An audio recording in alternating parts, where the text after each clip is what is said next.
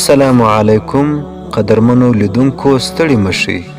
هیله لرو چې جوړ او روغ به یاست او د صحت جامې به مو په تن وي همدا د یو ځل بیا زه جمال جوهر له اسلام یوټیوب چینل څخه د زمزم د اوبو په اړه حیرانونکی معلومات که دا ستاسو اول راتګ وي زموږ چینل در سره سبسکرایب کړئ او د ګنټۍ نښان کېکاږئ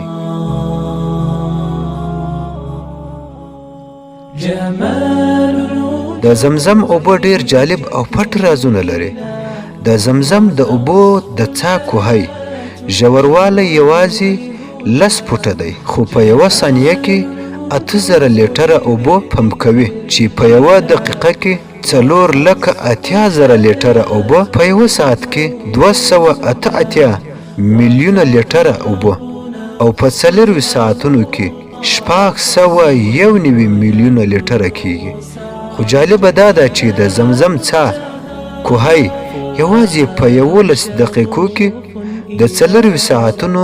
691 میلیونه لیټره اوبه پوره کوي د زمزم اوبه له دې سره نور ډیر حیرانونکي رازونه هم لري مشهور جاپاني څېړونکي د زمزم پر اوبو پراخې څېړنې کړې نوموړي ثابته کړه چې د زمزم د اوبو کیفیت په هیڅ نورو اوبو کې نشي پیدا کولی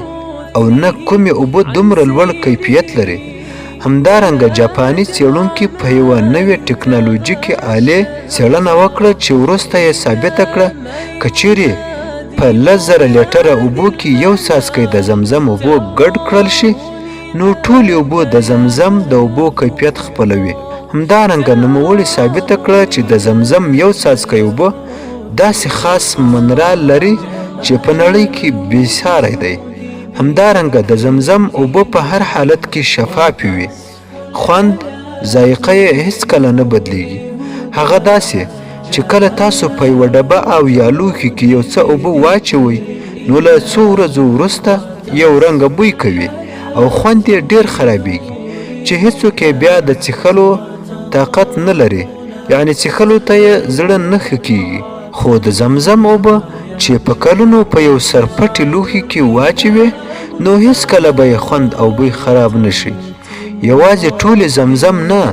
بلکې که په یو لوښي کې عامې اوبه واچوي نو لږ زمزم اوبه ورسره ګډې کړې